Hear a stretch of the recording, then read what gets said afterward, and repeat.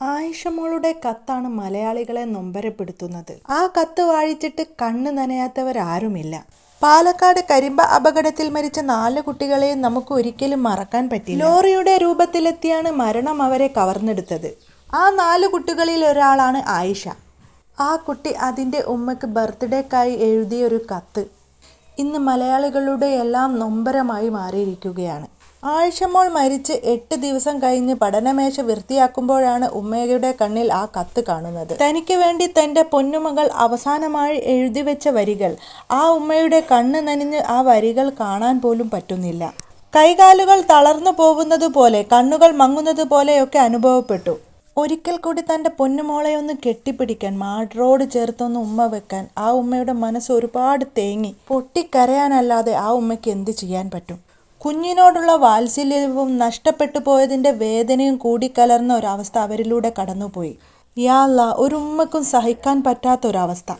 ആയിഷമോളുടെ ജനനം മുതൽ ആ ഉമ്മയോടൊപ്പം കഴിഞ്ഞ ഓരോ നിമിഷവും ആ ഉമ്മക്ക് മറക്കാൻ പറ്റുന്നതല്ല. തൻ്റെ പൊന്നുമോൾ തന്നെ വിട്ട് വിരിഞ്ഞുപോയി എന്ന് പോലും ആ ഉമ്മക്ക് ചിന്തിക്കാൻ പോലും പറ്റില്ല.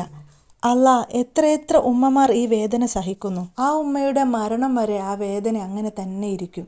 ആയിഷമോളുടെ കണ്ണ് നനയിക്കുന്ന ആ കത്തിൻ്റെ വരികൾ ഇങ്ങനെയാണ്. പ്രിയപ്പെട്ട ഉമ്മ, ഇന്ന് നിങ്ങളുടെ ജന്മദിനമാണല്ലോ. 42 വയസ്സുവരെ ഉമ്മയുടെ ജീവിതം കരഞ്ഞു തീർത്തു. ഇനി മുതൽ ഉമ്മ ചിരിക്കണം, അതാണ് എൻ്റെ ആഗ്രഹം.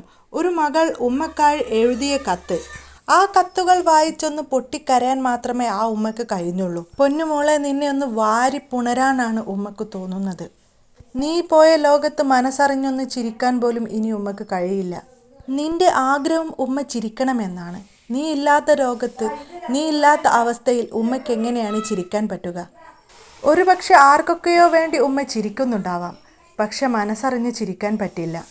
ഏതൊരുമ്മയുടെയും സന്തോഷവും സമാധാനവും സമ്പത്തുമെല്ലാം അവരുടെ കുട്ടികളാണ്. അവരില്ലാത്ത ലോകത്ത് അവർ മരിച്ചവരെ പോലെ തന്നെയാണ്. മരവിച്ചുള്ളൊരു ജീവിതം മാത്രമായിരിക്കും.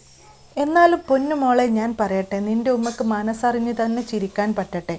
നിന്റെ ആഗ്രഹം പോലെ തന്നെ ആ ഉമ്മക്ക് ചിരിക്കാൻ പറ്റട്ടെ. പലയമ്പാടത്ത് റോഡരികിലൂടെ നടക്കുകയായിരുന്ന വിദ്യാർത്ഥികളുടെ ദേഹത്ത് ലോറി മരിച്ച 4 പേരിൽ ഒരാളുടെ കത്താണിത്. ഉമ്മ സജിനയ്ക്കായി ആയിഷ എഴുതിയ കുറിപ്പ്. അത് വായിച്ച് പൊട്ടിക്കരയുന്ന ഉമ്മയെ ആശ്വസിപ്പിക്കാൻ കൂടെയുള്ളവർക്ക് വാക്കുകളില്ല. ഏപ്രിലിലാണ് സജിനയുടെ ജന്മദിനം. അന്നത്തേക്ക് പോസ്റ്റ് ചെയ്യാൻ ആയിഷ എഴുതി വെച്ചതായിരുന്നു കത്ത്. ആ കത്ത് പോസ്റ്റ് ചെയ്യാൻ കാത്തുനിൽക്കാതെ, ഉമ്മക്ക് ഉമ്മ നൽകാൻ കാത്തുനിൽക്കാതെ ആ മകൾ യാത്രയായി. ഇനി ഒരിക്കലും തിരിച്ചു വരാത്ത യാത്ര. ഉമ്മയെ എത്രത്തോളം മകൾ ഇഷ്ടപ്പെട്ടിരുന്നു എന്ന് ആ കത്ത് വായിച്ചാൽ അറിയാം. അതിൽ ആയിഷയുടെ ഒപ്പും വിരലടയാളവുമുണ്ട്. മോളെ, നിന്റെ ആഗ്രഹം നീ കത്തിലൂടെ പറഞ്ഞു. നീ പറഞ്ഞ പോലെ ഞാൻ ചിരിക്കുന്നത് നീ എങ്ങനെ കാണും?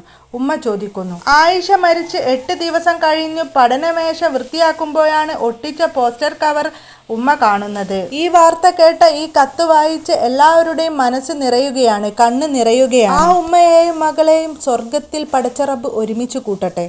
പരസ്പരം കാണാതെ പോയ പുഞ്ചിരി അവർ അവിടെ വെച്ച് കാണട്ടെ. മക്കളെ നഷ്ടപ്പെട്ട ഓരോ ഉമ്മമാർക്കും അത് സഹിക്കാനുള്ള കരുത്ത് കൊടുക്കട്ടെ എന്ന് പ്രാർത്ഥിച്ചുകൊണ്ട്